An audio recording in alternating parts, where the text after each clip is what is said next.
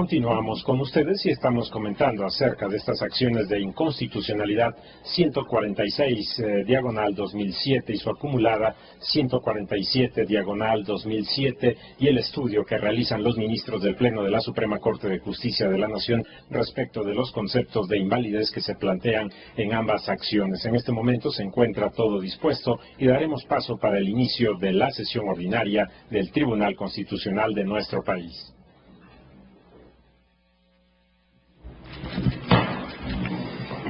Se abre la sesión, no es necesario que dé cuenta, señor secretario, porque estamos continuando la discusión de esta mañana.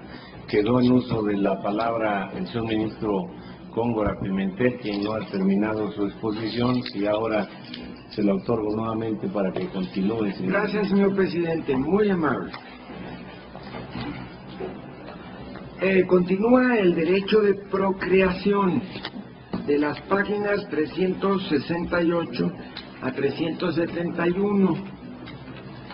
En cuanto al derecho a la procreación, destaca que el proyecto reconozca que la procreación, cito al proyecto, es un derecho de libertad, que en su aspecto positivo significa que el individuo no se vea influenciado o interferido por voluntades externas respecto a su personal decisión de tener o no hijos, o de tener un solo hijo, o cierto número de hijos en determinado tiempo, o cada determinado tiempo. Y en su aspecto negativo implica la ausencia de obstáculos o impedimentos en la realización de esa decisión. Es lo que dice el proyecto en la página 369.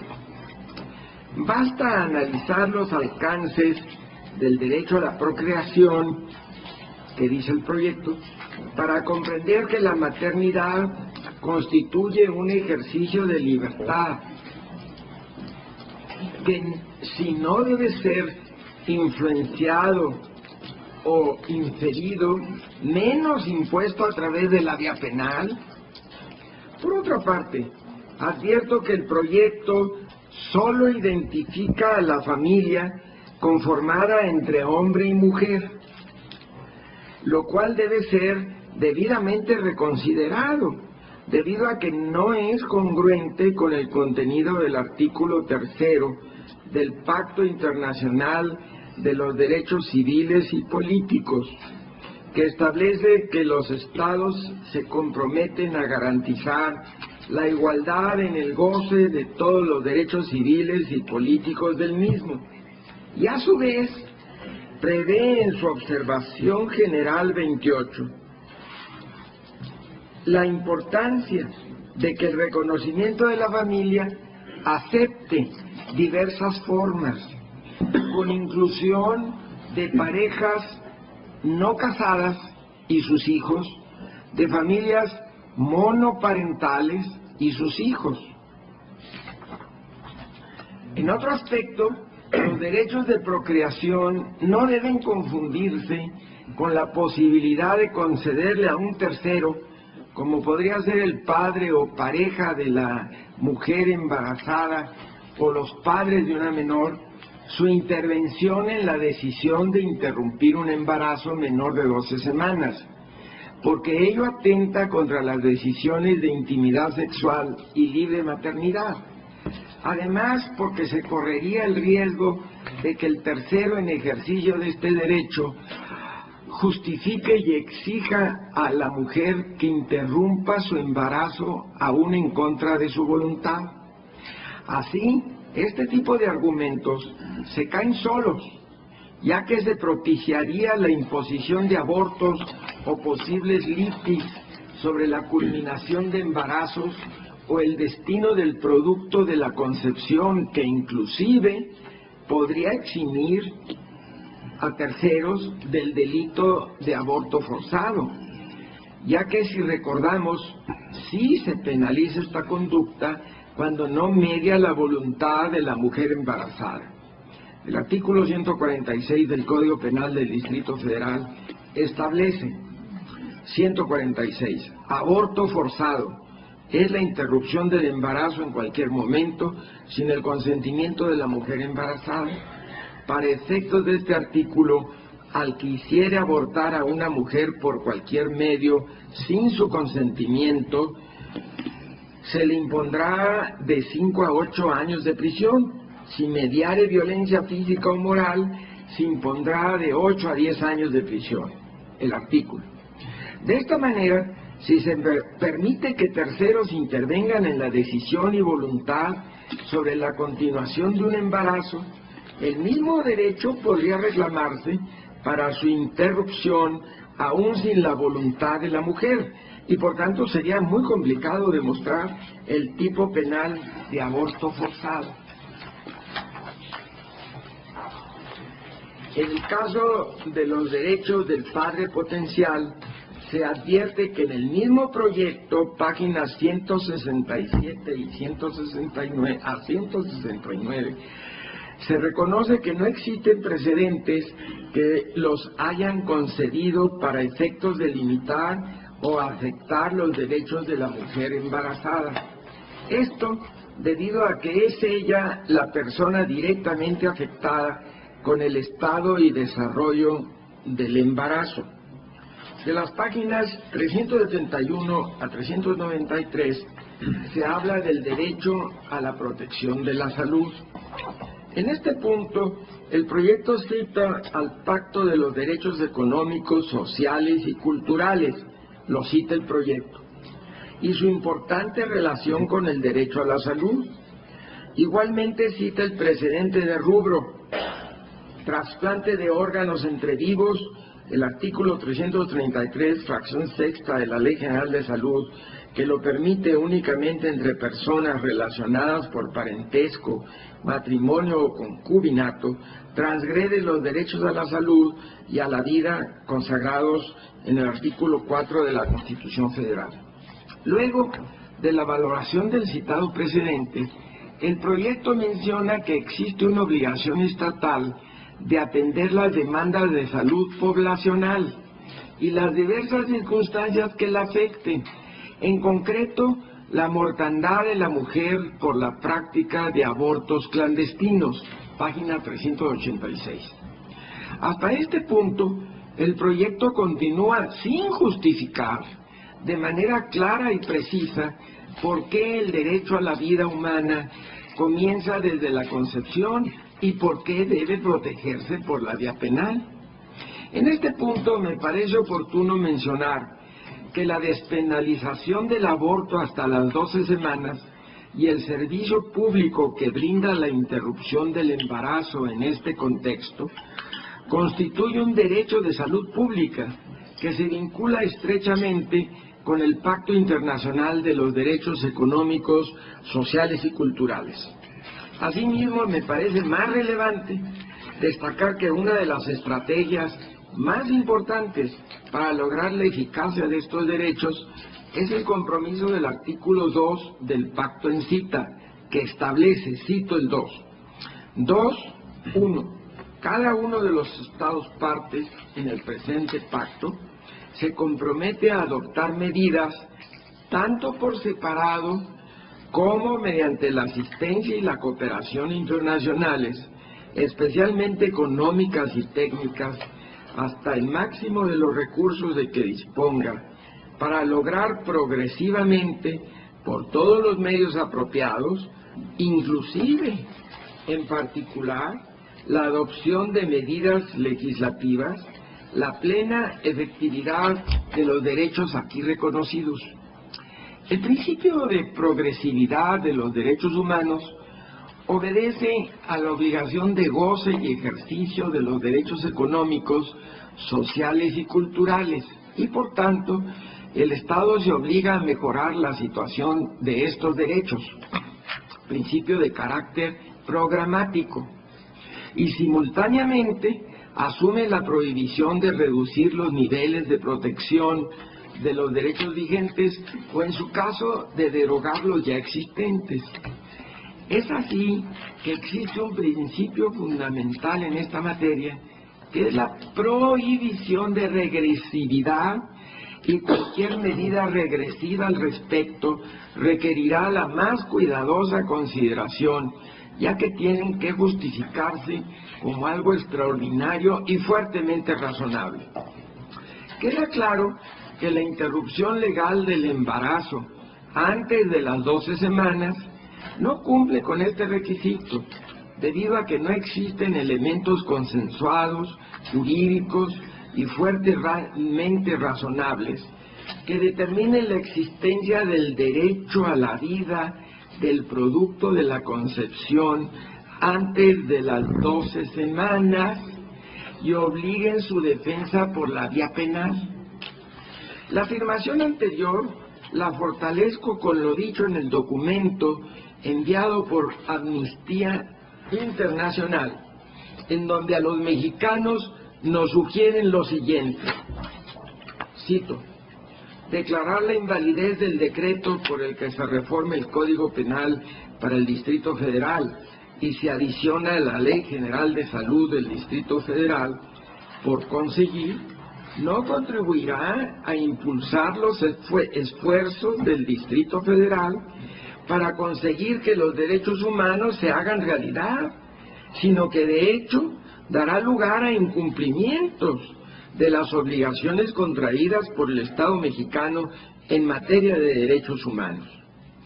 En 2006, el Comité de Derechos Económicos, Sociales y Culturales de la Organización de las Naciones Unidas expresó su preocupación por las violaciones de derechos humanos cometidas en el aborto y pidió al gobierno mexicano que se ocupara de los siguientes serios problemas: la elevada tasa de mortalidad materna causada por los abortos practicados en condiciones de riesgo, en particular en el caso de niñas y jóvenes, la obstrucción del acceso al aborto legal después de una violación por haberse proporcionado informaciones erróneas o por la falta de directrices claras, la conducta abusiva de los fiscales públicos y del personal sanitario con las víctimas de violaciones que quedan embarazadas,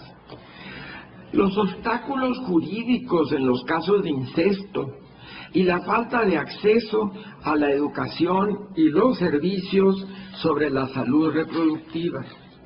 El decreto del Distrito Federal, por el que se reforma el Código Penal para el Distrito Federal, representa el cumplimiento por parte del gobierno de las recomendaciones formuladas por el Comité sobre cómo ha de cumplir el Estado mexicano con sus obligaciones en materia de derechos humanos, por lo que habla la Organización de Naciones Unidas, por lo que ha de ser respaldado por la Suprema Corte. La obligación de cumplir con el respeto, protección y garantía efectiva del derecho a la vida no obliga al Estado mexicano a restringir el acceso de las mujeres a servicios de aborto en condiciones seguras. De hecho, la restricción injustificada de tal acceso no contribuye a hacer efectivo el derecho a la vida. Su restricción injustificada y arbitraria no hace más que dejar a las mujeres expuestas a la muerte y la enfermedad a causa de abortos practicados en condiciones de riesgo. El Comité de Derechos Humanos de la Organización de las Naciones Unidas ha determinado que, para hacer efectivo el derecho a la vida, los estados deben tomar medidas positivas para poner freno a muertes evitables, incluidas medidas contra abortos clandestinos que ponen en peligro la vida. Una de tales medidas es la despenalización del aborto. Aquí tengo la nota de dónde está. La opinión anterior fue refrendada por la oficina de la Alta Comisionada para los Derechos Humanos, Luis Harbour, quien sugirió que se homologara la despenalización del aborto en toda la República Mexicana. Lo anterior fue sustentado porque se debe respetar la decisión de las niñas y mujeres. De esta manera confirmamos que la interrupción legal de embarazo antes de las 12 semanas no debe ser declarada inconstitucional, debido a que implicaría una violación al principio de progresividad de un derecho humano que ha sido plenamente legitimado por muchas más de 10.000 mujeres.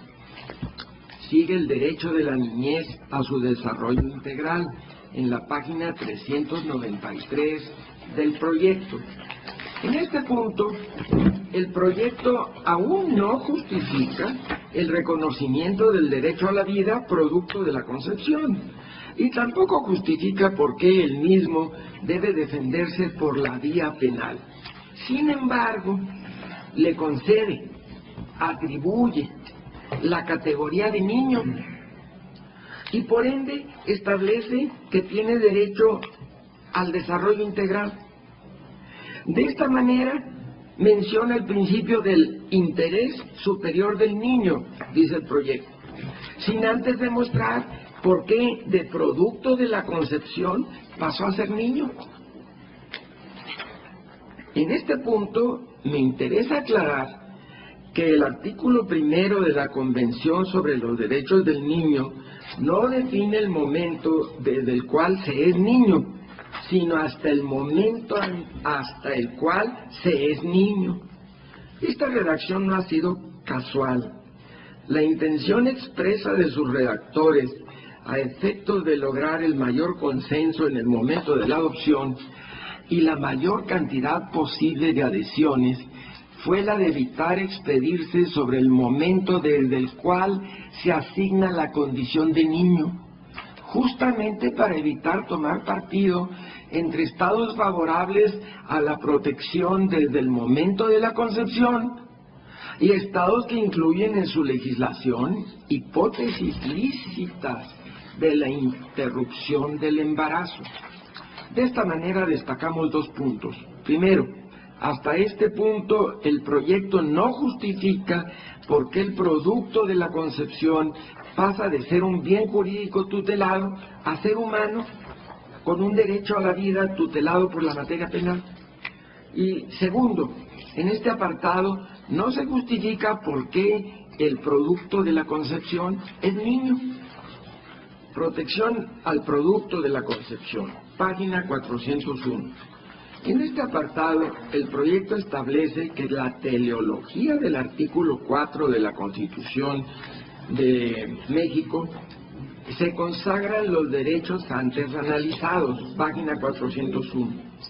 Igualmente, se menciona que en la exposición de motivos de la reforma constitucional del artículo en comento, el 4, de fecha 3 de febrero de 1983, en donde se estableció que toda persona tiene derecho a la protección de la salud, se mencionó en la exposición de motivos que la protección de la mujer embarazada incluía al producto de la concepción. Al respecto, es importante mencionar que en los argumentos que establecen que se ha nombrado al producto de la concepción en algún proceso legislativo, no pueden ser considerados como suficientes para determinar un principio o derecho constitucional. Es así que aun cuando se hubiere considerado que tanto la madre como el producto de la concepción merecen el derecho a la salud, ello no sirve para justificar que la interrupción legal del embarazo menor de 12 semanas sea inconstitucional cuando lo solicita la mujer gestante. Menos aún justifica que el constituyente hubiera atribuido una temporalidad en el derecho a la vida. Y luego sigue un artículo muy importante que sirvió en el anterior asunto que se trajo a la discusión, en el anterior asunto de la ley Robles llamada. El artículo 123, apartados A, fracciones 5 y 15, y B, fracción 11, inciso C de la Constitución, páginas 402 a 410. Este punto ha sido reiteradamente discutido, porque prevé los derechos de las mujeres trabajadoras embarazadas. El artículo 123, fracción quinta, protege a la mujer trabajadora embarazada, a fin de que pueda ejercer sin obstáculos su derecho natural a la maternidad. Es obvio, si se lee el precepto en forma racional e imparcial, que está destinado a prometer derechos de la trabajadora ya nacida, no del embrión por nacer como persona potencial. En consecuencia, el Estado no puede alegar que tenga derecho a prohibir el aborto en el primer trimestre, ni para proteger la vida de la madre, ni para proteger la vida del embrión, ya que en derecho positivo no se puede afirmar que sea una persona actual con derechos constitucionales. El origen de esa redacción del artículo 123 constitucional deriva de uno de los pilares más importantes de la historia de los derechos de las mujeres. Me refiero a las luchas de las obreras que durante las primeras décadas del siglo XX y poco antes comenzaron a organizarse para exigir la igualdad laboral. Los derechos laborales de las mujeres tienen que ver con su exigencia por eliminar la división sexual de trabajo y el obstáculo que puede representar la maternidad en la lucha por la conservación y el ascenso en los empleos. Lo anterior se corrobora en el mismo proyecto cuando menciona que la exposición de motivos de la reforma al artículo 123 de fecha 31 de diciembre de 1974 señaló, entre otros puntos, que la mujer mexicana ha manifestado reiteradamente que su acceso y libertad de empleo deben considerarse, en todos los casos, en un plano equivalente al varón. Por tanto, pues resulta irónico, absurdo, irónico sobre todo, que de un derecho derivado de la lucha de mujeres trabajadoras que exigieron igualdad laboral, se restrinjan los derechos que les permiten ejercer y consolidar su autonomía y verdadera ciudadanía. Artículo tercero transitorio del decreto que reformó los artículos 30, 32 y 37 constitucionales en materia de nacionalidad, publicado en el Diario Oficial de 20 de marzo de 97. Por lo que respecta al tema de la nacionalidad, se dice, conforme al artículo 30, la nacionalidad se adquiere por nacimiento, no por concepción. Aunado al anterior, conviene agregar que el Estado mexicano otorga un documento que se llama Acta de Nacimiento, y en el mismo se confirma la situación de nacionalidad que guarda el niño nacido. Como ejemplo podemos citar el artículo 54 del Código Civil Federal, que establece que las declaraciones de nacimiento se harán presentando al niño ante el juez del registro civil en su oficina o en el lugar donde aquel hubiere nacido.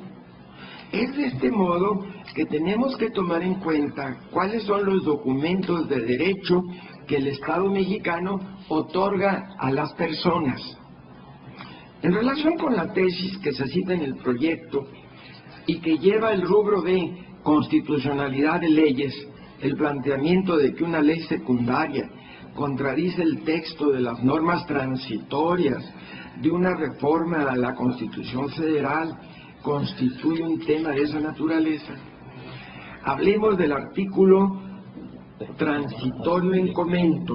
El artículo es el artículo tercero y dice: las disposiciones vigentes con anterioridad a la entrada en vigor de este decreto seguirán aplicándose a los nacidos o concebidos durante su vigencia, únicamente en todo aquello que les favorezca, sin perjuicio de los beneficios que les otorga la reforma contenida en el presente decreto, tercero transitorio.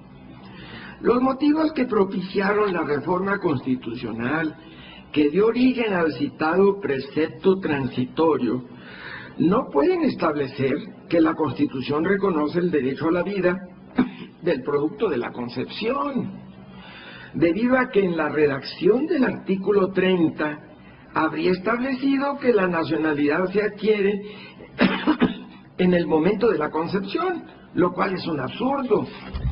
Asimismo, podemos observar que la redacción de las fracciones derivadas de la reforma que se cita en el proyecto también exigen como requisito el nacimiento. Es así que su redacción dice lo siguiente, artículo 30. La nacionalidad mexicana se adquiere por nacimiento o por naturalización. Inciso A, son mexicanos por nacimiento, fracción primera, los que nazcan en territorio de la República. Fracción segunda, los que nazcan en el extranjero, hijos de padres mexicanos, nacidos en territorio nacional, etc. Fracción tercera, los que nazcan en el extranjero, hijos de padres mexicanos por naturalización, de padre mexicano, por naturalización o de madre mexicana por naturalización. Y cuarta, los que nazcan a bordo de embarcaciones o aeronaves mexicanas, sean de guerra o mercantes. Como se advierte, el artículo transitorio en comento se encuentra supeditado a los artículos de los que deriva, siendo el requisito indispensable el nacimiento. No podríamos conceder un alcance de la magnitud que se pretende partiendo de este supuesto. Consecuentemente, no encuentro que del contenido del citado precepto transitorio se desprende el derecho a la vida del producto de la concepción, y mucho menos que el mismo tenga que protegerse por la vía penal. Esto es, no se desprende ninguna exigencia que module u obligue a protegerlo por encima de los hombres y mujeres nacidos. Instrumentos internacionales, página 418 y 419. Por lo que respecta a los instrumentos internacionales de derechos humanos que se citan, reitero mis argumentos y agrego que ni los órganos del Sistema Interamericano de Derechos Humanos, ni los órganos del Sistema Universal de Derechos Humanos han declarado jamás que el Estado esté obligado a proteger, sin excepción, la vida desde el momento de la concepción, o que esté obligado a prohibir y a penalizar la interrupción voluntaria del embarazo. Convención sobre los Derechos del Niño, páginas 419 y 426. Sobre este punto me he pronunciado y solo agrego que en el Estado mexicano el acta de nacimiento exige que el producto se encuentre fuera del seno materno para reconocerle personalidad jurídica. En todo caso, se puede llegar a reconocer a un feto a través de un certificado de muerte fetal. Obviamente también se necesita que se encuentre fuera del seno materno. Aún en este supuesto, el documento no tiene las mismas características de un acta de nacimiento, ya que solo se realiza para control de salud materna y estadística. Pacto Internacional de Derechos Civiles y Políticos, páginas 426 y 427. En lo que toca al Pacto Internacional de Derechos Civiles y Políticos, me interesa agregar que de la observación general al artículo 3, igualdad entre hombre y mujer, emitida por el Comité de Derechos Humanos, que ya antes he citado, se desprende el punto 20, que sostiene un elemento de suma importancia.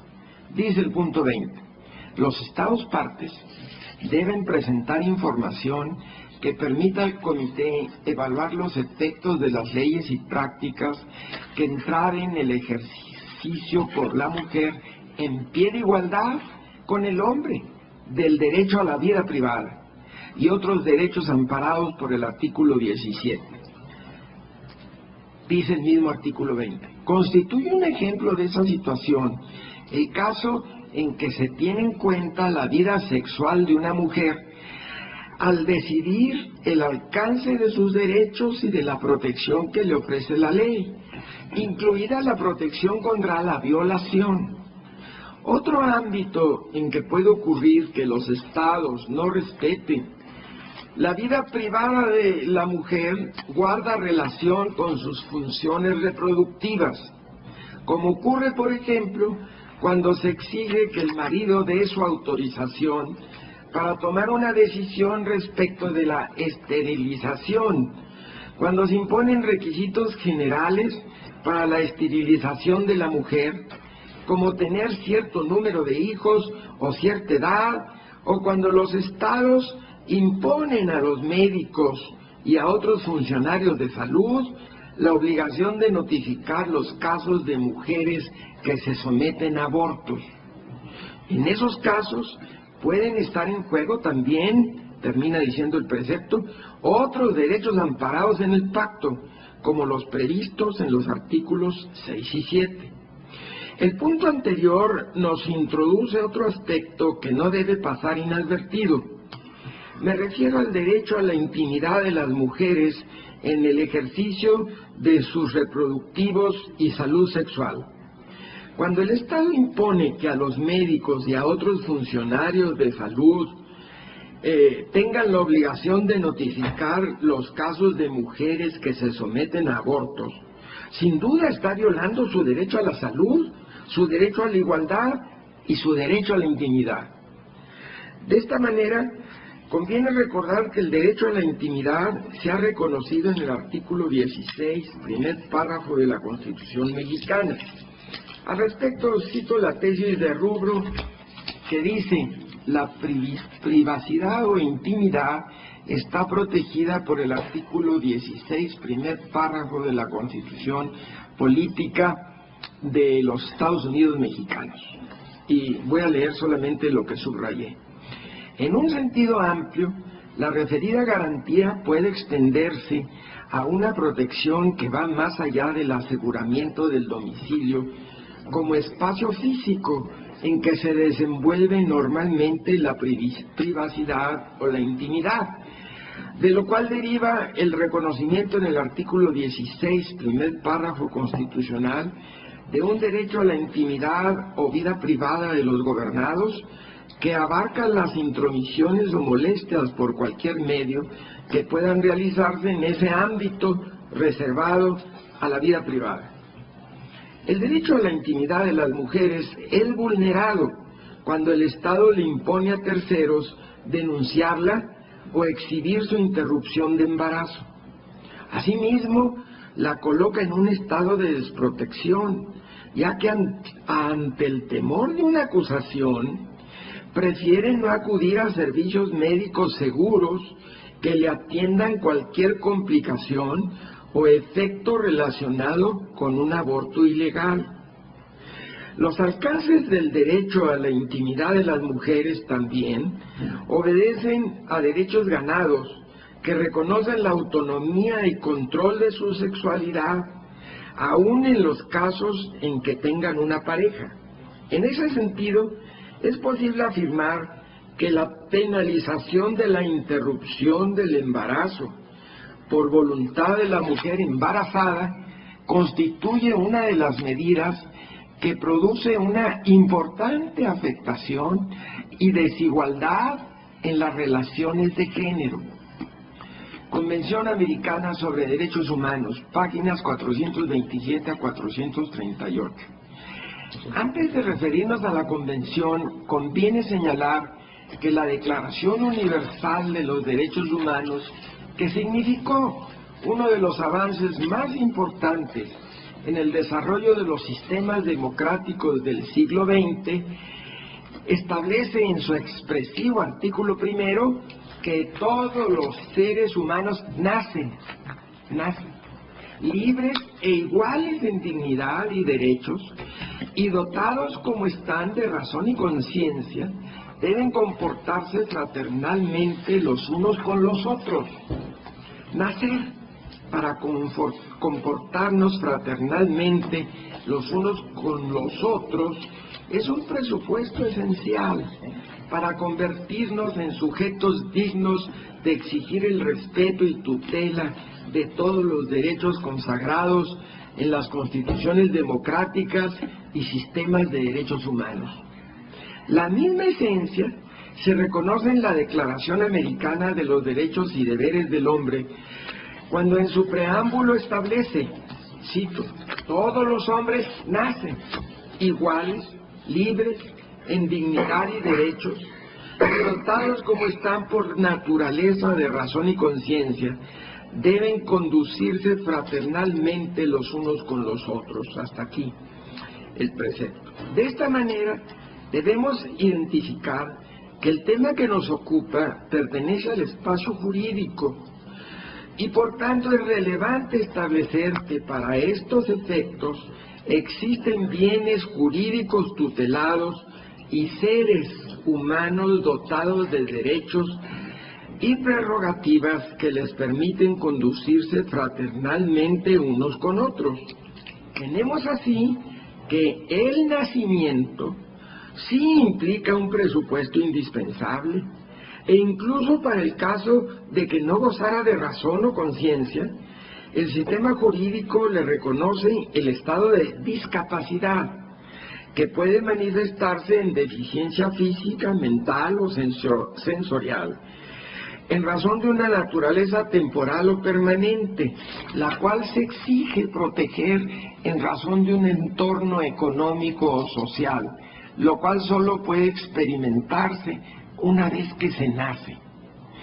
Ahora bien, no pasa inadvertido que la Convención Americana sobre Derechos Humanos establece en su artículo 4.1 que toda persona tiene derecho a que se respete su vida. Este derecho estará protegido por la ley y en general, dice, a partir del momento de la concepción. Nadie puede ser privado de la vida arbitrariamente, es lo que dice el artículo 4. Sin embargo, resulta de suma importancia tomar en cuenta que dicho artículo ha sido interpretado por la Comisión Interamericana de Derechos Humanos en dos momentos históricos de los derechos humanos y fundamentalmente de las mujeres. En esta parte me interesa puntualizar que tanto la Comisión Interamericana como la Corte Interamericana de Derechos Humanos son los órganos competentes para interpretar todos los tratados e instrumentos jurídicos de derechos humanos pertenecientes al sistema regional interamericano. Asimismo, que México ha aceptado su competencia y por tanto el valor de su jurisprudencia, no jurisprudencia no como la nuestra de 5 casos en el mismo sentido, ni un asunto con mayoría de 8 votos, no. Y por tanto el valor de su jurisprudencia contiene importantes efectos jurídicos que exigen ser tomados en cuenta dentro de nuestro sistema de derecho interno. El primer caso fue la resolución número 23/81, caso 2141 de 6 de marzo de 1981 de Estados Unidos de América, cuando una organización católica solicitó la intervención de la Comisión Interamericana para denunciar la posible violación de los derechos humanos de su representado, Baby Boy. quien se consideraba víctima muerta por un proceso de aborto ejecutado por un médico especializado. En el caso se reclamó principalmente la violación del derecho a la vida, reconocido en la Declaración Americana de los Derechos y Deberes del Hombre, y el derecho a la vida desde la concepción, reconocido en la Convención Americana. Al respecto, la Convención Interamericana determinó que el asunto era de naturaleza compleja, con diversas cuestiones jurídicas, morales y científicas. Luego de un estudio riguroso, la Comisión Interamericana determinó que, cito, el derecho a la vida desde el momento de su concepción no debía adoptarse en términos absolutos, ya que la definición dada en el proyecto del Comité Jurídico era incompatible con las leyes que regían el aborto en la mayoría de los estados americanos, y tal reconocimiento habría implicado la derogación de los artículos de los códigos penales que excluían la sanción penal por el crimen de aborto. De esta manera, se consideró que para conciliar los puntos de vista que insistían sobre el concepto de desde el momento de la concepción, era necesario tomar en cuenta que la misma redacción del texto agregaba las palabras en lo general. En este contexto, la Comisión Interamericana resolvió que la Corte Suprema de los Estados Unidos y la Corte Suprema Judicial de Massachusetts no habían violado los instrumentos jurídicos antes citados al convalidar la destipificación del aborto. El siguiente caso nos involucra como Estado mexicano y por ende nos vincula, ya lo dije, de manera directa. Me refiero al informe 21/07, petición 161-02, solución amistosa de Paulina del Carmen Ramírez Jacinto, de 9 de marzo de 2007. Esta niña, que no señora, como se dijo en la mañana, esta niña se presentó la petición por organizaciones no gubernamentales que denunciaron a México por la violación de los derechos humanos de la menor Paulina del Carmen Ramírez Jacinto, quien fue víctima de la violación sexual de la cual resultó embarazada y que fue seriamente obstaculizada en ejercer el derecho de interrumpir su embarazo, según lo establecido por la ley mexicana. El caso estimó la violación de los derechos protegidos por los artículos 1, 5, 7, 8, 11, 12, 19 y 25 de la Convención Americana sobre Derechos Humanos, los derechos protegidos por los artículos 1, 2, 4, 7 y 9 de la Convención Interamericana para prevenir y erradicar la violencia contra la mujer, el derecho protegido en el artículo 10 del protocolo adicional a la Convención Americana en materia de derechos económicos, sociales y culturales, los derechos protegidos por los artículos 9, 17 y 24 del Pacto Internacional de Derechos Civiles y Políticos, los derechos protegidos en los artículos 3 y 12 de la Declaración Universal de Derechos Humanos, el derecho protegido en el artículo 12 de la Convención para la Eliminación de todas las formas de discriminación contra la mujer, y los derechos protegidos en los artículos 19, 37 y 39 de la Convención sobre los Derechos del Niño. El resultado de lo anterior culminó en un acuerdo y compromiso del Estado mexicano para que pagara diferentes cantidades por concepto de gastos judiciales, apoyo y manutención, vivienda, entre otros. De la misma forma, se estableció que se inscribieran en un sistema de seguridad social para gozar de su derecho al servicio de salud y de atención psicológica para la menor. Nos interesa aclarar que aun cuando en este caso hubo una violación, lo cierto es que la interpretación tiene efectos extensivos que debemos tomar en cuenta, debido a que la Comisión Interamericana determinó que es obligación del Estado mexicano proteger y promover los derechos de las mujeres como una prioridad para los Estados miembros de la OEA, con el fin de garantizar derechos fundamentales como la igualdad, la no discriminación y la vida libre de violencia basada en el género. Asimismo, se estableció que la Convención Interamericana para prevenir, sancionar y erradicar la violencia contra la mujer, Convención de Belém do Pará, se tenía que establecer que las víctimas de violencia sexual tienen derecho al reconocimiento, goce, ejercicio y protección de todos sus derechos humanos, incluyendo todos los civiles, políticos, sociales y culturales, principalmente en los relacionados con programas de salud.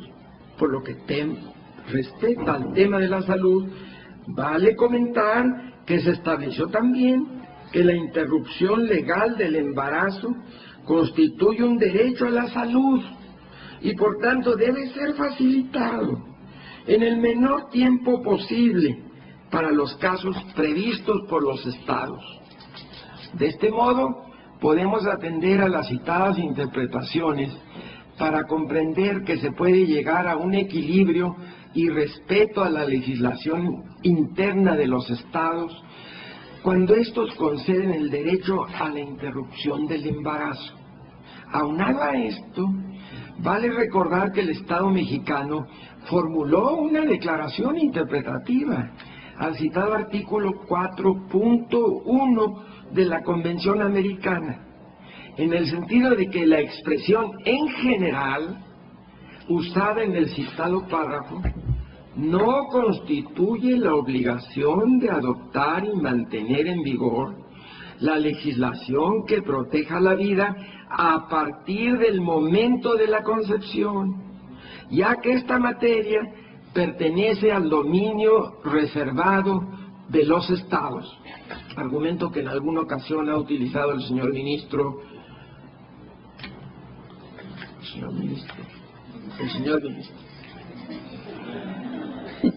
Pacto Internacional de Derechos Económicos, Sociales y Culturales, páginas 438 y 442.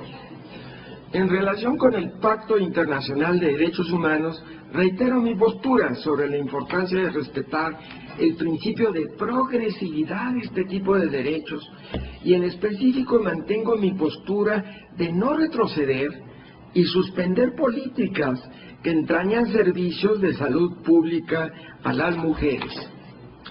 Convención sobre la eliminación de todas las formas de discriminación contra la mujer, páginas 442 y 443. En este punto, estimo que los artículos de esta convención deben considerarse en conjunto, ya que representan a uno de los ordenamientos más significativos y relevantes de los derechos humanos de las mujeres. Convenio número 110 relativo a las condiciones de empleo de los trabajadores de las plantaciones, páginas 443 y 444. Para este caso, mantengo una opinión similar a la expresada para el artículo 123 de la Constitución mexicana. Ley General de Salud, páginas 444 y 446. El capítulo citado en el proyecto se refiere al tema de donación y, por tanto, no puede atribuírsele un principio de rango constitucional que reconozca el derecho a la vida desde la concepción y mucho menos que el mismo deba protegerse por la vía penal. Códigos Penal Federal y Civil para el Distrito Federal, páginas 447 y 448. Como señalé antes, los supuestos establecidos en las legislaciones no pueden generar principios constitucionales. Además, de manera similar, al supuesto del artículo transitorio de la Constitución que anteriormente fue analizado, se trata de un supuesto de nacimiento y además de viabilidad. El mismo artículo 1314 del Código Civil Federal establece que son incapaces de adquirir por testamento o intestado los concebidos cuando no sean viables. Asimismo, el 2357 reitere sus supuestos cuando exige la viabilidad del concebido. En consecuencia, es claro y manifiesto que la viabilidad no puede presentarse antes de 12 semanas. Yo no comparto las conclusiones del proyecto, pero no sé si ya también debe decir por qué no comparto las conclusiones del proyecto, señor presidente. Es su posicionamiento completo, bueno, señor ministro, proceda. Como fue analizado, los artículos 1, 14 y 22 y el resto de los derechos consagrados en la Constitución Política de los Estados Unidos Mexicanos, en ninguna parte contemplan el derecho a la vida del producto de la concepción menor de 12 semanas. Asimismo, la Constitución mexicana no contempla un derecho a la vida como un absoluto o abstracto que deba ser defendido por la vía penal. El proyecto no aporta elementos lógico-jurídicos que permitan justificar que la Constitución mexicana contiene principios que especifican el momento en que el mínimo vital comienza. Asimismo, no se encuentran elementos que justifiquen que la vía penal es el único medio de protección para el producto de la concepción menor de 12 semanas. Si el proyecto no valora los alcances de los derechos humanos y fundamentales de las mujeres, el resultado de su apreciación no puede ser congruente con la globalidad del sistema de derechos humanos. Los sistemas de derechos humanos no pueden obligar a los estados a defender el derecho a la vida desde la concepción, en razón de que ello implicaría imponer ideologías y valorizaciones subjetivas que pueden sacrificar otros derechos plenamente identificables. La imposición de una valoración subjetiva, como lo es la aceptación de que el producto de la concepción es persona, constituye una afectación al Estado democrático y libertad de pensamiento y credo. Los artículos 4, 123 y 3 transitorio constitucionales no consagran los principios del derecho a la vida desde la concepción y mucho menos los mecanismos de su defensa. El proyecto no logra afirmar ni comprobar que el producto de la concepción es persona para los efectos de la tutela de los derechos constitucionales.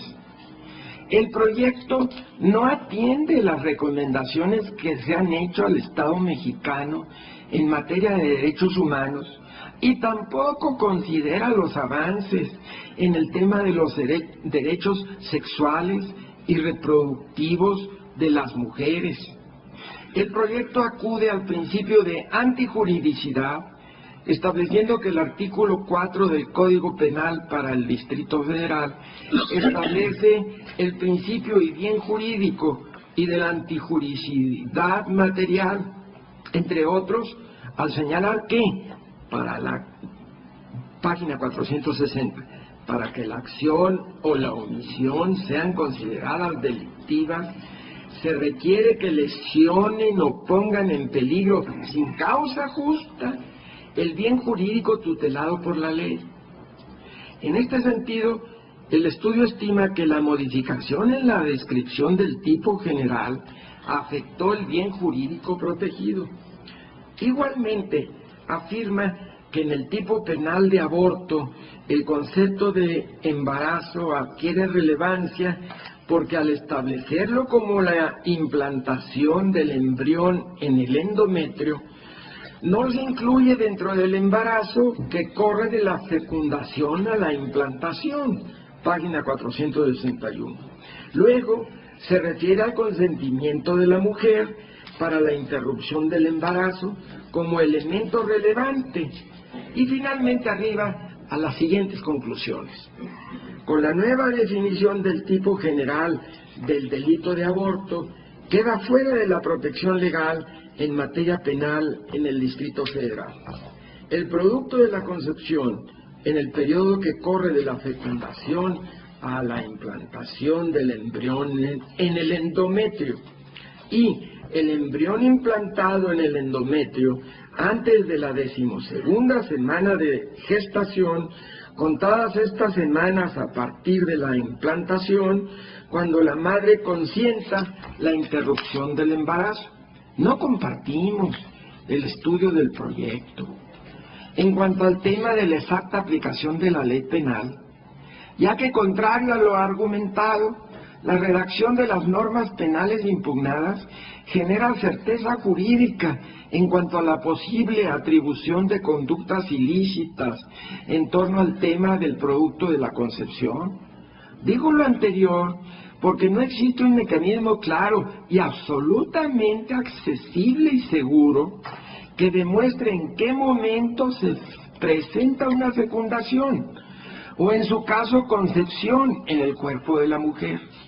Pero cabe hacer la aclaración de que en las fertilizaciones in vitro sí es posible advertir este momento, ya que no se realizan en el cuerpo de la mujer, y tal situación es congruente con el reglamento de la Ley General de Salud en materia de investigación para la salud, que utiliza otra definición de embarazo.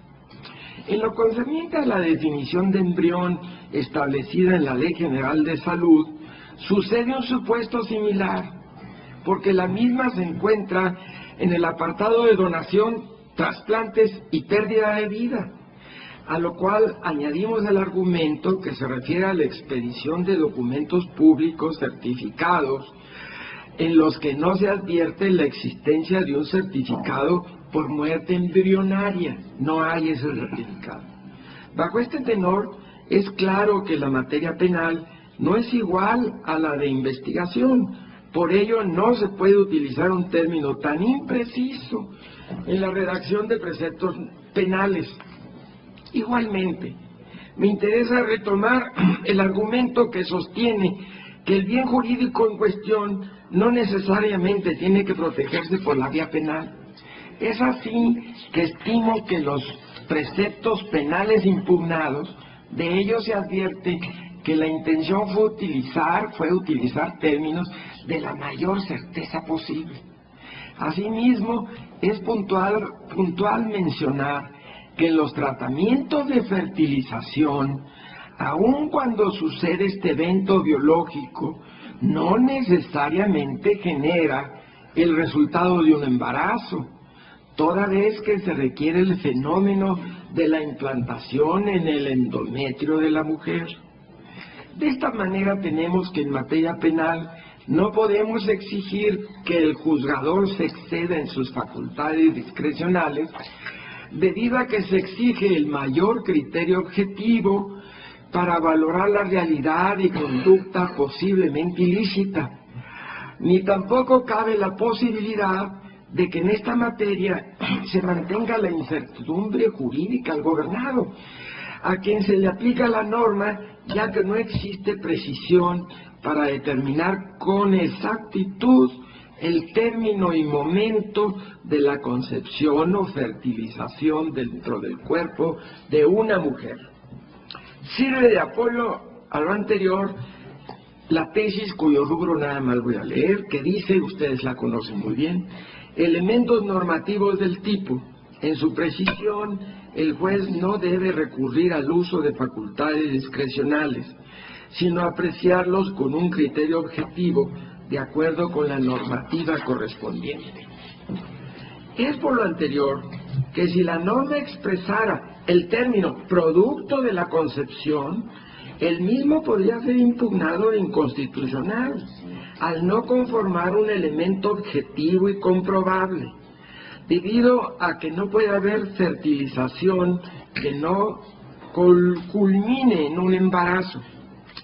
En este contexto, la juridicidad de la norma impugnada al no contemplar el producto de la concepción como bien jurídico tutelado, permite que la mujer interrumpa voluntariamente su embarazo antes de 12 semanas, sin que por ello sea ilícito.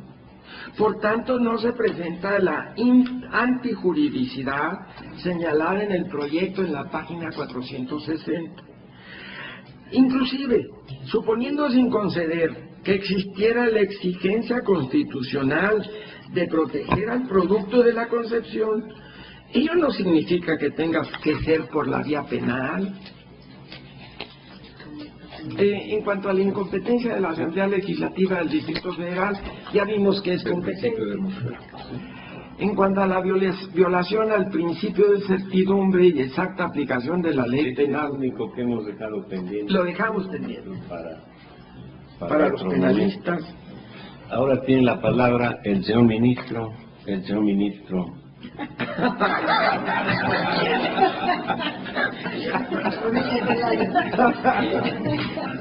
Por favor, señor ministro. Prefiero eso que me cambien de nombre. Muchas gracias, señor presidente Ortiz Mayagoitia. El proyecto que pone a nuestra consideración el señor ministro Sergio Salvador Aguirre Anguiano descansa en 3 premisas fundamentales. Primera, la Constitución consagra el derecho a la vida humana. Segunda premisa, la protección constitucional a la vida humana comprende esta desde su inicio, fecundación del óvulo, hasta su conclusión, es decir, a la muerte. Y tercera premisa fundamental del proyecto, esta consagración de la vida humana es sin restricciones ni limitaciones, es decir, es una protección absoluta. Dar respuesta a estas 3 premisas o a las interrogantes que implican es un problema de técnica constitucional y respecto a la misma voy a dar mi punto de vista. Respecto a la primera premisa, es decir, que la Constitución consagra el derecho a la vida humana, el proyecto acepta que no existe norma constitucional que de manera expresa contemple derecho a la vida, pero que este derecho se infiere de los artículos 1, 14 y 22 constitucionales, así como de una interpretación conjunta y sistemática de todas sus disposiciones. Estimo que para determinar lo que realmente la Constitución regula, es necesario no solamente hacer referencia a lo que la Constitución dice, sino también a lo que la Constitución no dice, pero implica. Me explico. En primer lugar, quiero hacer una precisión. En el sistema de la Constitución mexicana, a diferencia del seguido en otras constituciones, no consiste en realizar declaraciones de derechos de manera abstracta. Aquí no vamos a encontrar en la Constitución una consagración, por ejemplo, del derecho a la vida, no vamos a encontrar una consagración del derecho de propiedad, una consagración de la seguridad jurídica. El sistema adoptado consiste en impedir, limitar o condicionar la actividad del Estado en situaciones específicas, expresamente señaladas en la Constitución, para salvaguardar de esta manera lo que en la Constitución de 1857 se denominaron derechos del hombre, que no son sino valores abstractos que ni aquella Constitución ni la vigente enumeran. Por ello, los derechos fundamentales, que lo son, porque su fuente es la propia norma fundamental que es la Constitución, en el caso mexicano, no pretenden ser garantías de todos aquellos valores, sino únicamente referidos a los casos específicos establecidos en la Constitución. En consecuencia, el Constituyente de 1857 y de 1917 no pretendieron garantizar todos los derechos del hombre hoy denominados derechos humanos, sino solamente respecto de las situaciones que expresamente previeron. ¿Cuáles eran esas situaciones? Las que surgían de su experiencia histórica. Aquellos valores que vieron con más frecuencia violados, infligidos, son los que protegieron a través de la Constitución.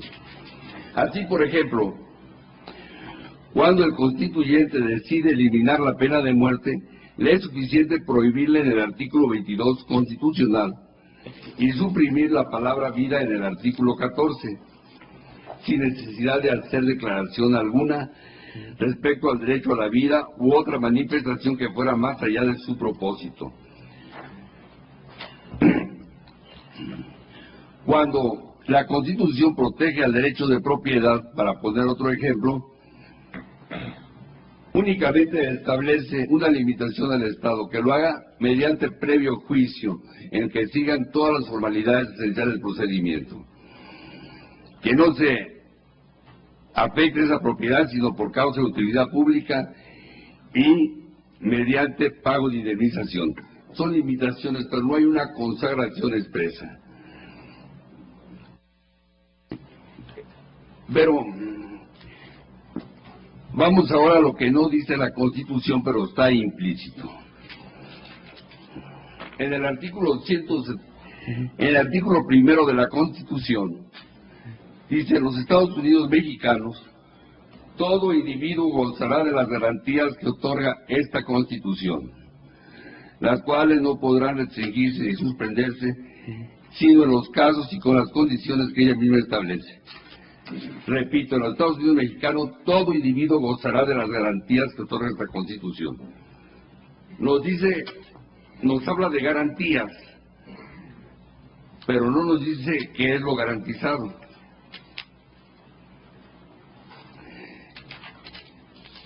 Ni tampoco frente a quién se garantiza.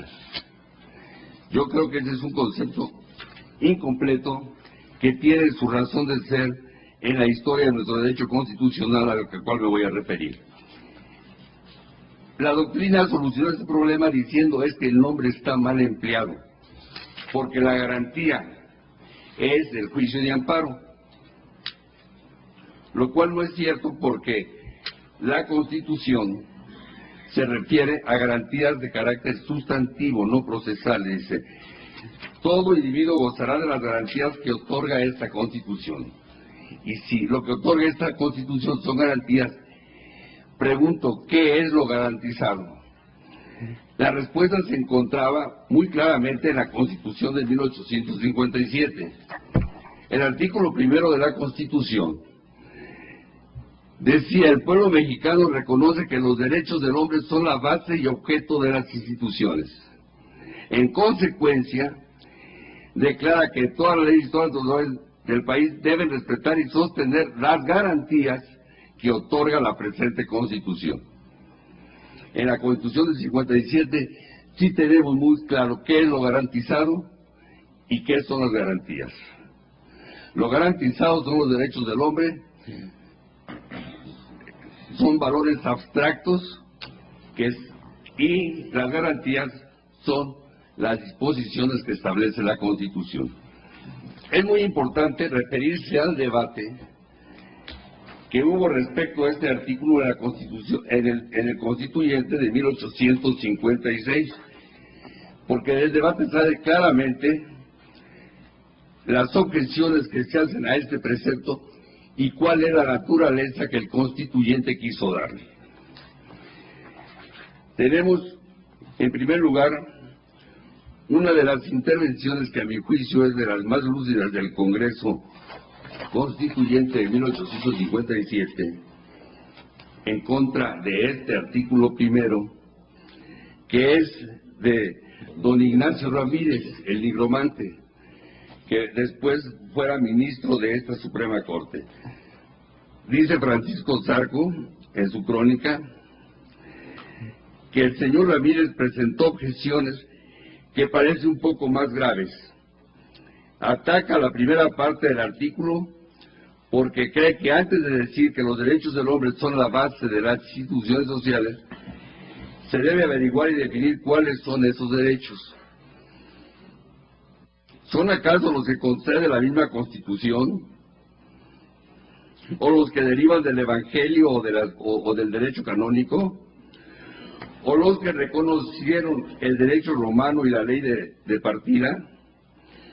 El orador cree que el derecho nace de la ley, que por lo mismo importa mucho fijar cuál es el derecho, y observa que los más importantes, como el de la vida, se confunden en el proyecto con garantías secundarias, como la de que a nadie se le saquen sus cartas del correo, resultando de esa confusión una verdadera redundancia.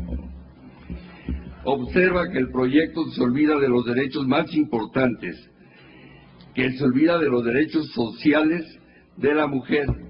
Yo creo que en esto el nigromante se adelanta más de 100 años a su época, porque dice que se olvida de los proyectos más importantes, que se olvida de los derechos sociales de la mujer, y dice que no piensa en su emancipación ni en darle funciones políticas, y tiene que explicar sus intenciones en este punto para evitar que la ignorancia abuse de sus palabras, dándoles un sentido exagerado. Pero observa que en el matrimonio la mujer es igual al varón y tiene el derecho de reclamar que la ley debe asegurarle, es igual al varón y tiene derechos que reclamar que la ley debe asegurarle, atendida su debilidad. Es menester que la legislación le conceda ciertos privilegios y prerrogativas, porque antes que pensar en la organización de los poderes públicos, se debe atender al buen orden de la familia, base verdadera de toda sociedad.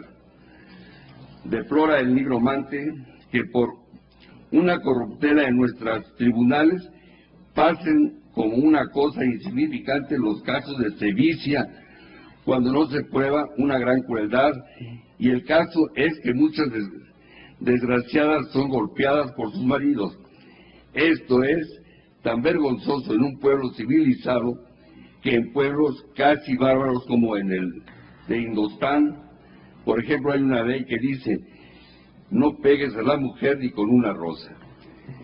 Nada se dice de los derechos de los niños, de los huérfanos, de los hijos naturales que, faltando a los deberes de la naturaleza, abandonan a los autores de sus días para cumplir o disimular su debilidad.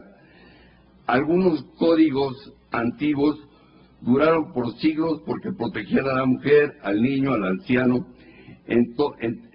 a todo ser débil y menesteroso, y es menester que hoy tengan el mismo objeto las constituciones para que dejen de ser simplemente el arte de ser diputado o el de conservar una cartera.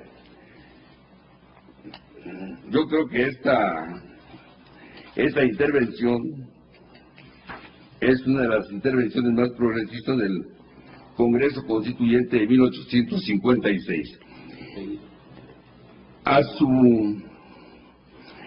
su intervención contestaron otros diputados constituyentes como el señor León Guzmán, que revela cuál es el sentido de la expresión derechos del hombre. Dice: confiesa que el señor Ramírez pone a la comisión en tortura porque no puede contestar a todas sus preguntas y objeciones, y porque parece no creer en la ley natural, y así acaso no aceptará las respuestas que en ellas se funden. Por eso se va a valer de hechos. El señor Ramírez no negará que el hombre es un ser eminentemente libre y eminentemente social, y al reunirse los hombres de sociedad conviene sacrificar un poco de su libertad natural para asegurarse la de los demás, y que esta parte de libertad que se reservan todos los individuos es lo que constituye los derechos del hombre. Se adopta una posición claramente y un naturalista de un naturalismo de corte racionalista. Cuando le contesta a Ignacio Ramírez Ponciano Arriaga, dice él, replica al señor Ramírez que los derechos no nacen de la ley, sino que son anteriores a toda ley. El hombre nace con ellos. El derecho de la vida, el de la seguridad, etcétera, existen por sí mismos, y a nadie ha ocurrido que se necesite una ley que conceda a los niños el derecho de mamar y a los hombres todos el de alimentarse, el de vivir. Es decir, concluye que los derechos del hombre son anteriores al Estado y que el Estado únicamente los reconoce. Por último, el señor Vallarta, Ignacio Vallarta, que a la postre fuera también presidente de esta Suprema Corte, califica de inexacta la redacción de este artículo primero, porque no es el pueblo, sino sus representantes quienes reconocen los derechos del hombre, y cree que solo pudieran usarse el nombre de pueblo en el caso de que realmente la Constitución fuera ratificada por el pueblo, como sucedió en los Estados Unidos. Quiere que la Comisión solo contenga disposiciones preceptivas, mandatos imperativos, sin formular principios teóricos y abstractos ni verdades científicas. De que el pueblo reconozca los derechos del hombre, no se infiere que las leyes deban respetar y defender las garantías.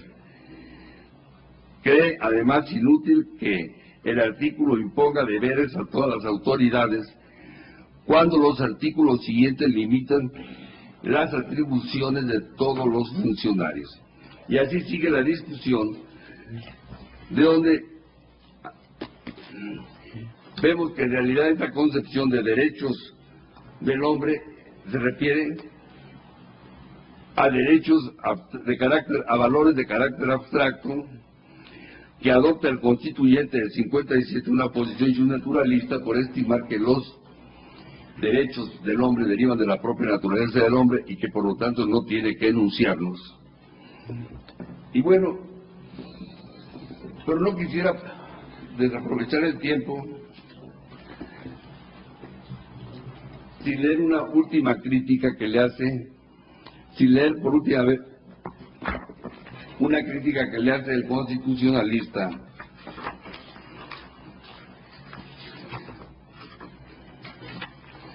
Ramón Rodríguez, en un libro sobre derecho constitucional escrito en el año de 1875, en el que dice, este artículo pudo y debió haberse omitido. Su primera parte no es más que la noticia de lo que el pueblo mexicano reconoce, y es indebido dar noticias bajo la forma de artículos constitucionales. El lugar oportuno para tal efecto son las gacetillas de los periódicos. No es de presumirse que se haya querido imponer a todos la obligación de creer el principio que el pueblo mexicano reconoce respecto de los derechos del hombre, porque eso sería comenzar por incurrir en la más grosera contradicción, asegurando que los derechos del hombre son la base y el objeto de las instituciones sociales, e infringiendo desde luego el más sagrado e inviolable, el de la libertad de pensamiento, con el hecho de obligar a creer una cosa determinada. Si esa primera parte del artículo primero se quiere considerar como una razón para fundar la segunda, o como una premisa de que se deduzca la consecuencia consignada enseguida, su existencia es también injustificada, porque las leyes no deben contener razonamiento ni premisas, sino preceptos claros y precisos. Hay que tener además en cuenta que la declaración que se hace en la segunda parte del artículo no es una consecuencia de la primera. En ese se dice que los derechos del hombre son la base y objeto de las instituciones sociales. La consecuencia lógica que de eso podría deducirse sería que las leyes y autoridades deben respetar y sostener los derechos del hombre, y no solo las garantías que la Constitución otorga. Suponiendo que esta deducción fuera lógica, Ello no importa más que una declaración de que los funcionarios públicos deben cumplir los preceptos constitucionales en la parte que les incumbe. Esta declaración es innecesaria porque las leyes se dan con el único y exclusivo objeto de que sean cumplidas, y sería la más ridícula extravagancia al dar una ley que se da para que se cumpla. Por consiguiente, el artículo 1 de la Constitución, sobre el ser poco o nada lógico, es redundante e inútil. Por regla general es inconveniente y peligroso el que las leyes contengan artículos, pensamientos o palabras que no sean absolutamente necesarias para consignar el precepto que establecen. Pero en México son mucho mayores esos inconvenientes y peligros. Las imaginaciones ardientes de los mexicanos, su ingenio penetrante y agudo, y su notoria inclinación a los ardides y combinaciones artificiosas de ideas y de palabras para sostener sus pretensiones, está hablando Ramón Rodríguez, les induce comúnmente a explotar la palabra, las ideas, y no pocas veces hasta las letras y puntuaciones de las leyes, para darles, aun cuando se incurra en un absurdo, el sentido e interpretación más conveniente a sus deseos. Sigue diciendo Ramón Rodríguez: nuestros funcionarios públicos suelen desgraciadamente resentirse de las mismas debilidades e incurrir en los mismos lamentables extravíos. Más de una vez, continúa Ramón Rodríguez, he visto que personas respetables sostienen y defienden verdaderos despropósitos, aprovechando con habilidad notoria palabras inconducentes que por desgracia abundan en nuestras leyes, o combinaciones tan ingeniosas como injustificables, de las más claras, terminantes y precisas. Por tales razones, concluye, me he visto precisado a manifestar con entera franqueza que el artículo 1 de nuestra Constitución es enteramente redundante e inútil, no contiene ningún precepto positivo y debe considerarse simple y únicamente como una especie de preámbulo e introducción, sin relación ninguna de los preceptos establecidos por las leyes constitucionales a que da principio. Y concluye diciendo, ojalá llegue un día en que este inconducente artículo sirva de fundamento para sostener alguna pretensión, no sirva para sostener alguna pretensión descabellada. Bueno, esto explica por qué la Constitución de 1917 desaparece esta parte del artículo y el artículo 1 actual empieza hablando de garantías. Pero yo creo que la posición de los críticos del artículo 1 no era del todo exacta. ¿Por qué? Porque hoy acepta nuestro constitucionalismo que en las constituciones hay principios, hay valores y hay reglas. Y yo creo que así es como debe interpretarse el artículo 1 de nuestra Constitución. La Constitución, por un lado, establece valores. ¿Cuáles? Los que en la Constitución de 1957 se denominaban derechos del hombre y que se consideraban como valores abstractos emanados directamente de la naturaleza, etcétera. Pero son principios y valores. Y por otro lado contiene reglas, que son las garantías individuales. Por tal motivo que yo creo que de la dinámica de esta interacción entre principios y valores, entre principios y normas, entre valores y reglas, es como debe hacerse una correcta interpretación constitucional. Por tal motivo yo creo que no puede sostenerse que la Constitución mexicana no establezca como un valor constitucional el derecho a la vida. Creo que eso no se puede sostener si partimos que lo que las garantías individuales pretenden garantizar son precisamente esos valores. Pero Entre las reglas, encontramos reglas como la que el artículo 123 de la Constitución Federal, que efectivamente protegen al producto de la concepción, pero en función de la mujer embarazada. Más bien la protección es directa a la mujer embarazada y como consecuencia, de manera refleja, al producto de la concepción.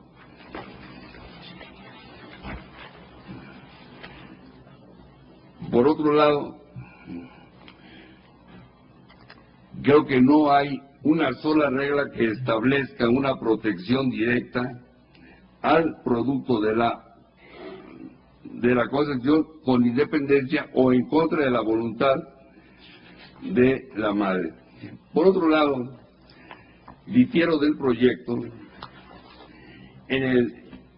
en la afirmación de que este valor de la vida que establece la Constitución, este derecho sea de carácter absoluto. En una Constitución, cualquiera que éste sea, no puede haber derechos absolutos. ¿Por qué? Porque la propia naturaleza del régimen constitucional exige conciliar una serie de valores que no necesariamente son compatibles. Decía un distinguido constitucionalista, creo que León Duby, que el orden constitucional se forma por un equilibrio entre libertad y poder. Si se privilegia el poder, se resta libertad; si se privilegia la libertad, se resta poder. Pero yo también creo que el régimen constitucional consiste en un equilibrio entre valores que son antagónicos, que no son del todo compatibles. Para poner un ejemplo, el valor de libertad puede entrar en conflicto con el valor de la seguridad pública. Y entonces, una persona que no ha sido todavía sentenciada tiene que permanecer privada de su libertad en prisión preventiva. ¿Por qué? Porque se le acusa y se le dictó corporal prisión por haber cometido un delito que tiene una pena mayor al término medio aritmético de 5 años. Bueno, pero ¿cómo es posible que una persona que no se le ha dictado sentencia permanezca privada de su libertad? Precisamente por este equilibrio entre dos valores antagónicos. Por una parte, los derechos del procesado y por otro lado, la seguridad pública. Y como vamos a encontrar muchos ejemplos de la Constitución donde hay un equilibrio entre valores. Y uno de esos valores que puede entrar en conflicto con otros valores es el conflicto relativo a la vida humana. Puede entrar en conflicto con otro valor también constitucional, como es la libertad de la mujer sobre su cuerpo, como es también el no imponerle una maternidad que no sea absolutamente querida por ella. En fin, todos aquellos valores relativos a la mujer, cuando entran en conflicto con el valor de la vida, entonces el legislador tiene que resolver y ponderar cuál de los dos valores es el que predomina. Normalmente lo sabemos, en la mayoría de los códigos penales, el conflicto de valores se resolvía en favor del no nacido, salvo en casos de excepción. Actualmente, en la legislación del Distrito Federal, se establece otro tipo de resolución. Hasta la 12ª semana es la madre la que decide, y a partir de la 12ª semana es la ley la que protege al producto de la concepción. Bueno,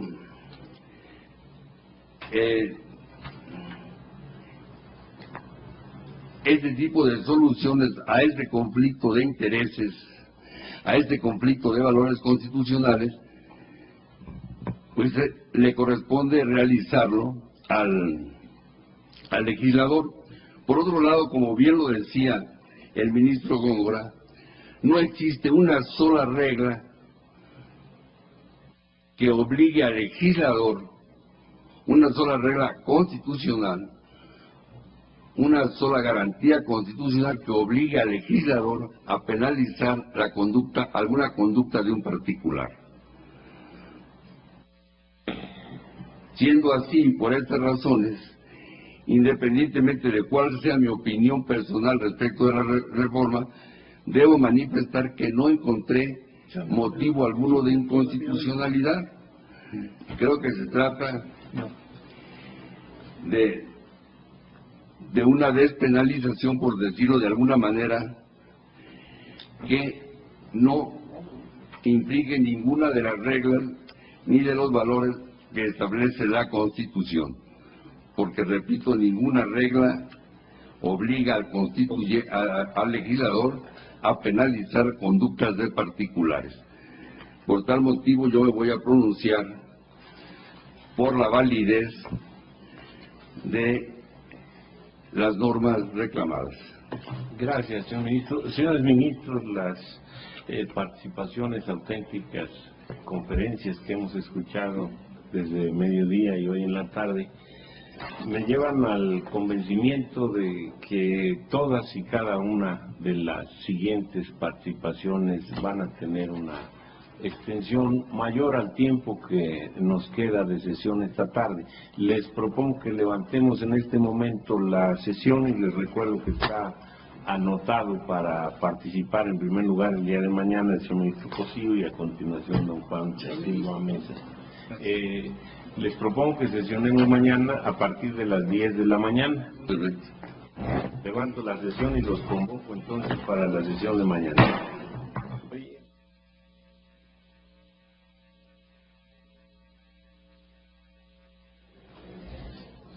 Estamos en la parte final de esta sesión ordinaria del Tribunal Constitucional de nuestro país, donde el Pleno resuelve acerca de estas acciones de inconstitucionalidad 146/2007 y su acumulada 147/2007, promovidas por el presidente de la Comisión Nacional de los Derechos Humanos y por el Procurador General de la República. En este momento los ministros se encuentran analizando los conceptos de invalidez planteados en las acciones de inconstitucionalidad que tienen como tema central precisamente esto que es la reforma al Código Penal para el Distrito Federal y a la Ley de Salud también del Distrito Federal, en lo que compete en cuanto al código respectivo, los artículos 144 a 147 y alcanzando también al artículo 148, y en la Ley de Salud los artículos 16 bis 6 y 16 bis 8. Se ha analizado en esta sesión un punto importante relativo precisamente a la competencia de la Asamblea Legislativa del Distrito Federal, determinando el Pleno en una votación preliminar, y esto se dará como concluido hasta el momento en que resuelva totalmente las acciones de inconstitucionalidad relativa precisamente a la competencia de la Asamblea Legislativa del Distrito Federal para legislar en materia de salud, y no hay contravención con la Constitución Política de los Estados Unidos Mexicanos. Este es un punto, y en lo que se encuentran en este momento es precisamente analizando los diversos conceptos de invalidez, lo relativo fundamentalmente a la existencia de la vida, desde qué momento, como se plantea en las acciones de inconstitucionalidad, y tomando la posición correspondiente cada uno de los ministros en torno a estos conceptos de invalidez. Fundamentalmente, estos conceptos son el primero y segundo de ellos respecto del momento de la vida. Continuaremos con ustedes en las siguientes sesiones del Tribunal Constitucional de nuestro país y agradecemos su atención a su programa El Pleno en Vivo. Se despide José de Jesús Cruz y Baja. Mil gracias.